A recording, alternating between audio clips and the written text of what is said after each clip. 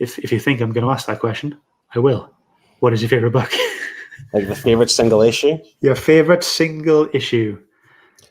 Well, it's a modern book, and it's not at all this hot book that's worth hundreds of pounds on eBay. It's Friendly Neighborhood Spider-Man, issue number 6 by Tom Taylor. Have you got it there? Not with me, no. Oh, I thought I wish I had done. Sorry. That's okay. That's okay. I'll maybe send you a wee picture of it. You can stick it on or whatever. But yeah, okay. I'll edit it on. Yeah.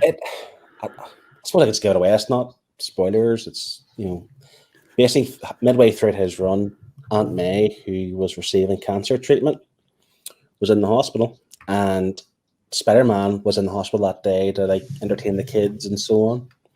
And I'd introduced a new character called Spider-Bite. And basically, the issue started off with Spider-Man and Spider-Bite fighting crime and saving the world and so on. And who is Spider-Bite? Like a little child or something? Or? It turns out it's just the imagination of one of the kids in the cancer ward. So this little kid, maybe 10 years old, I'm not sure of his age.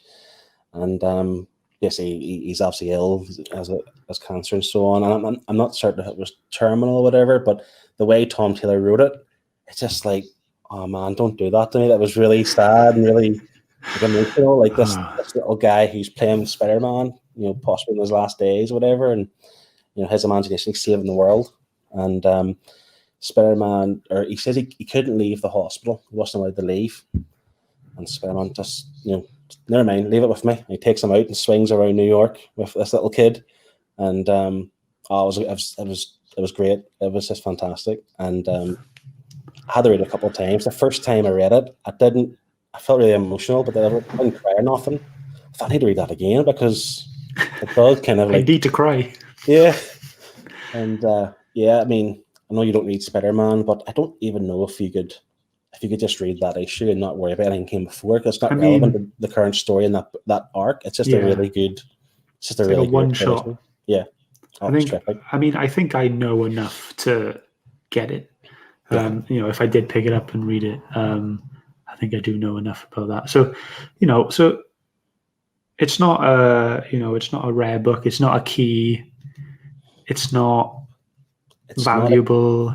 I don't know if it's widely out there, but I'm sure maybe on eBay or something you can pick it up, or even if you just want to read it, try a digital copy or whatever. But so what did it for you then? I mean, why has that kind of emotional thing been cemented into you? Like, I just think because everything is quite. This is before COVID. This is maybe last year. This came out a year and a half or so ago. The world, the way it is, the minute it has been for the last 3 or 4 years, everything's so divisive and so political. And it's like he's gonna be sick and tired of listening to all the real world stuff. And you read a wee book like that, it's like it puts everything in perspective. Like here's this Spider-Man entertaining this little kid who may not be here in a few months in his world, and I don't know, it just kind of brings it to home that there's just more important things to worry about. Yeah, even in a comic book. Yeah, I mean, excuse me for prying, but does it not stick with you because you have children, or a wee bit? Yeah, possibly. Maybe if you didn't have kids and you didn't really think of it like that, possibly. But I'm one, for example, can't watch any of those advertisements on TV where they're asking for money for what. I can't watch them things. So. I'm totally with you, 100%. It just is. It's hard, isn't it? Like, 100%. And you just feel terrible. Like, in terms of that kind of thing, I watched, was it on Saturday? Oh, no, it was yesterday. I watched the new Netflix documentary from David Attenborough. Right. I've watched it. I was a mess. Honestly. Really? Yeah. But the thing is, for anyone who does watch that, I hope they feel as terrible as I did. Oh, really? Because it's necessary. That kind of feeling is. Is it about saving the planet? Isn't it? It's about what we're doing to the planet and such. What we're doing, what we've done, and at the end there are it does have a slightly happy ending by being this is what's happening right now. This is what we can do. Mm-hmm. But the first 70-75% of that show, it just sucks. But necessarily sucks. I do like David Attenborough stuff, so I'll have to give it a watch. He's a great guy. He's a great guy. Yeah. Okay, I'm going to go for my last question. Okay, My last cool. question. I think we've got about 15 minutes left, maybe. 10, like until I cut it off. We don't have to last 15 minutes if you don't want to. But yeah. So you've only been collecting for a few years. So you've told me what your favorite book is. But what was your first book? Do you remember? It can be a single issue. It can be a trade. Well, the first book I bought was the Court of Owls, oversized hardcover from Scott Snyder. Yeah. That's the first book I can remember. I do remember buying Spider-Man when I was a kid, like a young kid, and going to the news agents and picking it up, but I don't know what it was or anything. So it was probably Amazing Spider-Man number 300, the first appearance of Venom, and I probably cut it up, put it on my wall, but just ruined it. So that was the first book, oversized hardcover, I remember buying. But in terms of single issues, I kind of started buying comics whenever Death Metal came out for DC's Death Metal. The first of it. Yeah. And it was a huge event. So that's when I kind of remember buying the single issues. And I was a few weeks later into the event. So I had picked them all up in one go. And that was kind of my entry into single issues, really. Okay. So going back then to as a kid, when you bought that Spider-Man book, is that like your earliest memory of getting a book? Yeah. In terms of going into the shop and picking one up, I remember, but I wasn't a comic book collector or fan. I was a Spider-Man fan. And was it just because you've seen the TV show and gone, oh, cool, Spider-Man's on telly, Spider-Man's on the shelf there? That was it, yeah. And so did you have like pocket money from mum and dad? I don't remember. I think maybe my mum would have been there and I maybe asked her just to get me. I can't remember. But yeah, it's just, if I had regular pocket money, then I probably would have bought them every week or every month. Yeah. Or whatever, but yeah. I do remember reading things like, obviously being in the UK, like Beano and Dandy and them kind of ones. I don't know if you remember those comics. Yeah, I remember them. I mean, okay, so there's about, you said you were 34, didn't you? So there's like a 7-year difference between us. When I was what way? I'm 27. I'm not 41. Darn. So me and my brother, he's 5 years younger than me, so we would watch like this Jackie Chan cartoon, and it was all based on like these masks and talismans and stuff like that. And they did bring out a magazine, and I want to say that was like my first like subscription. My mum would ask the shopkeeper to keep a copy aside every month, and it would have like it'd have all these stories about Jackie Chan and his family in the cartoon, not his real family. And you'd get all these little collectibles and stuff, these little cards, like like Pokemon cards, Yu-Gi-Oh cards, that kind of stuff, and that was really fun. I think that was, in terms of going to a shop and picking up, like, when you said going to a shop, do you mean like a corner shop, like a little corner shop, like a newsagent's, or I think that would be my equivalent of first books that way. I think even comic book shops, like I don't remember there being one in Belfast when I was growing up. I don't remember ever seeing one just to pick me interest and walk in and look around. That's just the one I go to now. I'll tell you a funny story. The guy who owns it, he's a couple of years older than me, but he went to my grammar school. He went to my school. So I just what's the shop called? It's called Coffee and Heroes in Belfast. Great shop. Yeah, shout out. They or Alan, a few years above me, and I knew who he was. Like, I knew his face. And I remember going to the shop. I go into the shop, have a look, and I seen him. I was like, oh no. I didn't go in because because we went to the same school, and because he probably doesn't know, he didn't know who I was, to be honest, but I knew his face because we used to get the same bus home. We used to live in the same kind of area.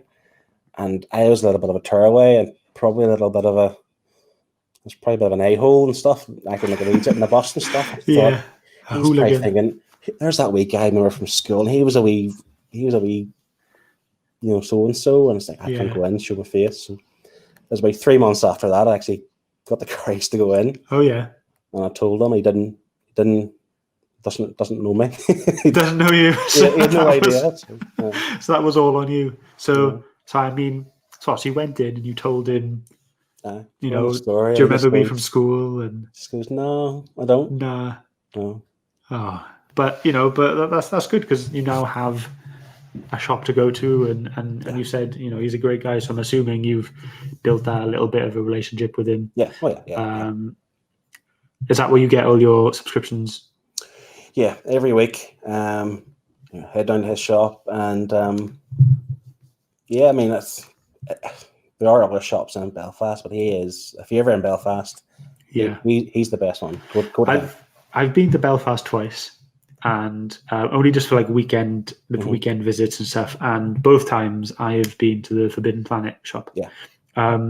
There's one here in Wales in Cardiff, but it is tiny compared to the one in Belfast. And the one in Belfast is awesome. Have you been to the one there? Yeah. I will go to it occasionally, but yeah. Do you know the guy with the mad grey hair and he wears like a waistcoat? Oh, yes. That guy is awesome. Like I spoke to him for ages and he knows his stuff. I can't remember his name. He's a writer. Is he? Yeah, he's written, I think, The Darkness. As in like back in the 80s or whatever. No, the comic books. I think maybe it's The Darkness. I'll have to find out. I'll let you know. But he's a comic writer. Wow. I didn't know. I haven't read enough of his, but you know. Let me know. My friend Stephen, he's a fan, and even he would bring the old book in and get him to sign it. Yeah, he signs his books for him and stuff. Wow, yeah. That's so cool. So I've been twice, and I've gone there twice. I've spoken to this guy, and he's telling me he was a writer of books. Mm-hmm. So humble that he hasn't said, you know, I've asked. I remember asking him for recommendations. You know, I like this, I like this, I like this. What can you recommend? And he's never gone, what about mine? You know, and it must be very humble, and actually that probably makes him confident in what he's writing because he's not pushing it. Well, this is the thing. I don't think it was his own book anyway, but I know people who, I think it was the 80s or 90s, so people of that kind of era probably know him more than the younger generation, because I don't think you're right. He doesn't go about saying, I've written this book, buy this book, whatever. He just... Yeah. His first name's Mal. Just texting my friend Stephen here to find out his name. And what book he wrote. Okay. But yeah. But he's a nice fella. In terms of that shop, I mean, there's a few guys work there, but he usually is probably the most friendly one. They're all friendly, but he's the most friendly one, and you could talk away to him for a good while. And he obviously likes the industry because he works in a comic book shop and he's written comic books, and he's happy to just work there, and that's it. A simple life sounds great. I mean, you know, it's a kind of thing, you know, down the line, maybe I could jump into, you know, if I'm, you know, 50, 60-year-old, fancy something to do, work in a comic shop, happy days. That's right. I would love to do it. Like, I'm not interested in making huge money and having big houses and cars. I would like to do something that I like to do, and work in a comic book shop.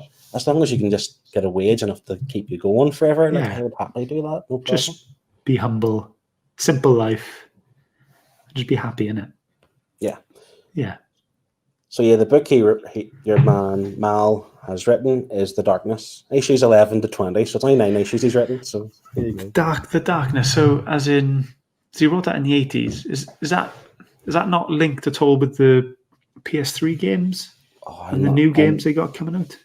I'm not 100%. No, 100%. We'll have to look that up then. If anyone can let us know, please, in the comments. Give me a message, whatever. But yeah. But I think that's it. Oh, it wasn't too bad. Are you happy? Yeah. No, I fully enjoyed just talking. It's a nice chat. Talking. Yeah. It's a nice chat. Thanks a lot for joining me. It's been great. We actually, me and you, are starting. Well, not me and you are starting. We are joining Comic Odino on Wednesday, the 7th of October, for a book club, comic book club. He's called it the Nerd Herd. Really looking forward to starting that. We've had to do homework. We've had to read Secret Wars 1984, which is 12 issues, 12-issue run. Have you finished it yet? No, I think I'm at 4 issues still to go. Okay. I've actually really enjoyed it. And the whole idea of this book club, I think, is quite good because I have a lot of stuff I would like to read and probably won't get a chance to read. But if you're doing this every week, it's like a kick up the backside. Like crack on. Book. Yeah. So, and the funny thing is that the Secret Wars book I picked it up in a charity shop for 50 pence. That's amazing. Yeah. What, all 12? Just it's a 30th anniversary edition, so it's the trade.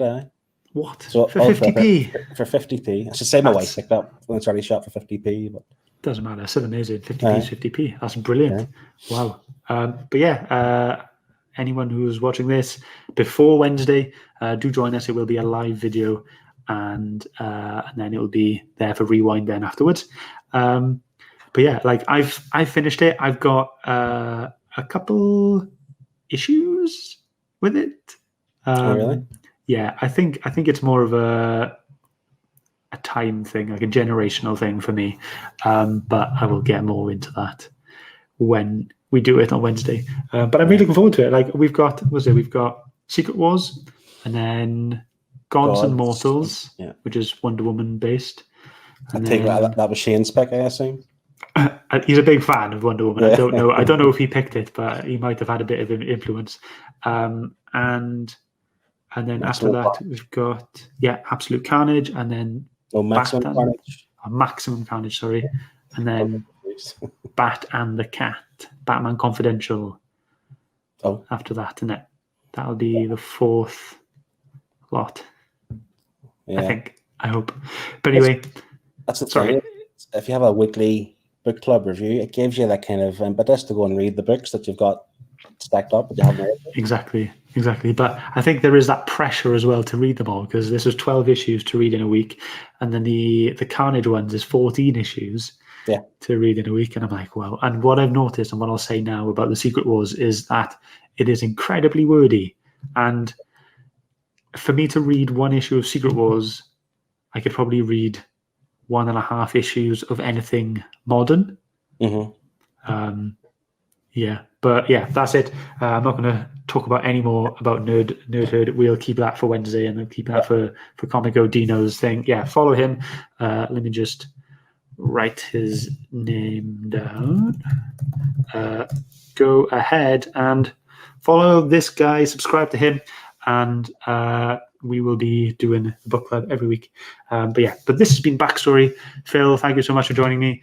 Thank you so much for joining me, and I'll speak to you on Wednesday. Absolutely. Thank you very much. Cheers, man. No problem. Thanks for coming on. Right. See you, mate. Bye. Bye.